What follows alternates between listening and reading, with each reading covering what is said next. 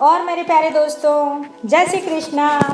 कैसे हैं आप? तो क्या आप सभी तैयार हैं एक प्यारे वीडियो के लिए? आज के इस वीडियो में हम बात करेंगे नवरात्रि में कौन से दिन होती है किस देवी की पूजा। दोस्तों, वीडियो यदि आपको अच्छा लगे तो वीडियो को लाइक करें, अपने मित्रों के साथ शेयर करें और हमारे इस यूट्यूब चैनल को सब्सक्राइब जरूर करें एवं कमेंट्स बॉक्स के नीचे जय श्री कृष्णा अवश्य लिखें। तो चलिए बात करते हैं नवरात्रि में कौन से दिन किस देवी की पूजा की जाती है। माँ देवी की उपासना का पर्व है नवरात्रि। नवरात्रि के 9 दिनों में माँ दुर्गा के 9 रूपों की पूजा की जाती है। देवी दुर्गा के 9 रूप हैं शैलपुत्री, ब्रह्मचारिणी, चंद्रघंटा, कुष्मांडा, स्कंद माता, कात्यायनी, कालरात्रि, महागौरी और सिद्धिदात्री है। इन 9 रातों में 3 देवी पार्वती, लक्ष्मी और सरस्वती के 9 रूपों की पूजा की जाती है, जिन्हें नव दुर्गा कहते हैं। 9 दिनों में माँ दुर्गा के 9 रूपों की पूजा का अलग अलग विधान है। इस बार नवरात्रि 10 दिन की है, इसलिए जाने कौन सी देवी की पूजा किस दिन की जाएगी। दोस्तों, सबसे पहले बात करते हैं पहले दिन हमें माँ शैलपुत्री की पूजा की जाती है। गुप्त नवरात्र के पहले दिन को माँ शैलपुत्री की पूजा की जाती है। मार्कंडेय पुराण के अनुसार देवी का यह नाम हिमालय के यहाँ जन्म होने से पड़ा। हिमालय हमारी शक्ति, दृढ़ता, आधार व स्थिरता का प्रतीक है। माँ शैलपुत्री को अखंड सौभाग्य का प्रतीक माना जाता है। नवरात्रि के प्रथम दिन योगी अपनी शक्ति मूलाधार में स्थित करते हैं एवं योग साधना करते हैं। हमारे जीवन प्रबंधन में दृढ़ता, स्थिरता एवं आधार के लिए माता शैलपुत्री से प्रार्थना करनी चाहिए। स्त्रियों के लिए उनकी पूजा करना श्रेष्ठ और मंगलकारी होता है। आइए अब बात करते हैं दूसरे दिन माँ ब्रह्मचारिणी की उपासना। दूसरे दिन को माँ ब्रह्मचारिणी की पूजा होती है। देवी ब्रह्मचारिणी तप की शक्ति का प्रतीक है।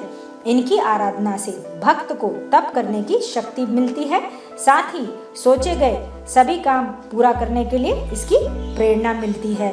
जीवन में बिना तपस्या अर्थात कठोर परिश्रम के सफलता प्राप्त करना असंभव है, इसलिए ब्रह्म शक्ति को समझने व तप करने की शक्ति के लिए इस दिन शक्ति का स्मरण करें। अब बात करते हैं तीसरे दिन माता चंद्रघंटा की। तीसरा दिन माता चंद्रघंटा को समर्पित है। यह शक्ति माता का शिवदूती स्वरूप है। इनके मस्तक पर घंटे के आकार का अर्ध चंद्र है, इसलिए इन्हें चंद्रघंटा देवी कहा जाता है। असुरों के साथ युद्ध में देवी चंद्रघंटा ने घंटे की टंकार से असुरों का नाश कर दिया था। नवरात्रि के तीसरे दिन इनकी पूजा की जाती है।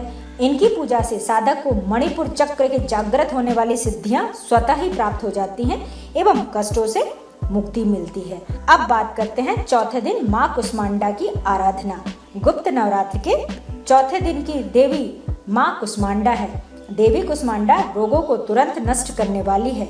इनकी भक्ति करने वाले श्रद्धालु को धन, धान और संपदा के साथ साथ अच्छा स्वास्थ्य भी प्राप्त होता है। माँ दुर्गा के इस चौथे रूप ने अपने उदर अर्थात पेट से अंड अर्थात ब्रह्मांड को उत्पन्न किया। इसी वजह से माता दुर्गा के इस स्वरूप का नाम कुष्मांडा पड़ा। माना जाता है कि माँ कुष्मांडा की पूजा से हमारे शरीर का अनाहत चक्र जागृत होता है एवं सभी रोग व शोक दूर हो जाते हैं। अब बात करते हैं 5वें दिन स्कंद माता की पूजा का। 5वें दिन स्कंद माता की पूजा की जाती है। स्कंद माता भक्तों को सुख शांति प्रदान करती है।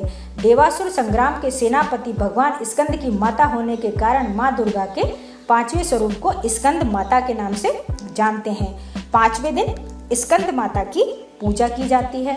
स्कंद माता भक्तों को सुख शांति प्रदान करती हैं। देवासुर संग्राम के सेनापति भगवान स्कंद की माता होने के कारण माँ दुर्गा के 5वें स्वरूप को स्कंद माता के नाम से जानते हैं। स्कंद माता हमें यह सिखाती हैं कि जीवन स्वयं ही अच्छे और बुरे के बीच एक देवासुर संग्राम है व हम स्वयं ही अपने सेनापति हैं। इस दिन साधक का मन विशुद्ध चक्र में होना चाहिए, जिससे कि ध्यान एकाग्र हो सके। अब बात करते हैं छठे दिन माँ कात्यायनी की पूजा के बारे में। छठे दिन को आदिशक्ति श्री दुर्गा के छठे रूप कात्यायनी की पूजा अर्चना का विधान है। महर्षि कात्यायन की तपस्या से प्रसन्न होकर आदि शक्ति ने उनके यहाँ पुत्री के रूप में जन्म लिया था, इसलिए वे कात्यायनी कहलाती हैं। माता कात्यायनी की उपासना से आज्ञा चक्र जागृति की सिद्धियां साधक को अपने आप ही प्राप्त होती हैं। अब बात करते हैं 7वें दिन माँ कालरात्रि की पूजा। महाशक्ति माँ दुर्गा का 7वां स्वरूप है कालरात्रि माँ का। कालरात्रि माँ का यह स्वरूप काल का नाश करने वाला है, इसलिए इन्हें कालरात्रि कहा जाता है। नवरात्र के 7वें दिन माँ कालरात्रि की पूजा की जाती है। माँ कालरात्रि की आराधना के समय भक्त को अपने मन का भानु चक्र जो सिर के मध्य में होता है उसमें स्थित करना चाहिए। माँ कालरात्रि की भक्ति से हमारे मन का हर प्रकार का भय नष्ट होता है। आइए अब बात करते हैं 8वें दिन माँ गौरी की आराधना का। नवरात्रि के 8वें दिन माँ महागौरी की पूजा की जाती है। माँ दुर्गा का 8वां रूप श्री महागौरी है। देवी के इस स्वरूप का रंग अत्यंत गौरा है, इसलिए इन्हें महागौरी के नाम से जाना जाता है। नवरात्रि के 8वें दिन हमारे शरीर का सोम चक्र जागृत होता है। सोम चक्र ऊर्ध्व ललाट में स्थित होता है। इस दिन साधना करते हुए अपना ध्यान इसी चक्र पर लगाना चाहिए। श्री महागौरी की आराधना से सोम चक्र जागृत हो जाता है और इस चक्र से संबंधित सभी शक्तियां श्रद्धालु को प्राप्त हो जाती हैं। अब बात करते हैं 9वें दिन यानी अंतिम दिन माँ सिद्धिदात्री की पूजा। नवरात्रि के अंतिम दिन माँ सिद्धिदात्री की पूजा की जाती है। माँ सिद्धिदात्री भक्तों को हर प्रकार की सिद्धि प्रदान करती है। अंतिम दिन भक्तों को पूजा के समय अपना सारा ध्यान निर्वाण चक्र जो हमारे कपाल के मध्य स्थित होता है वहां लगाना चाहिए। ऐसा करने से देवी की कृपा से इस चक्र से संबंधित शक्तियां स्वतः ही भक्त को प्राप्त हो जाती हैं। सिद्धिदात्री के आशीर्वाद के बाद श्रद्धालु के लिए कोई कार्य असंभव नहीं रह जाता और उसको सभी सुख समृद्धि प्राप्त हो जाती है। तो आज के लिए बस इतना ही। उम्मीद है आपसे फिर मिलेंगे एक नए वीडियो के साथ। स्वस्थ रहें, मस्त रहें। जय श्री कृष्णा।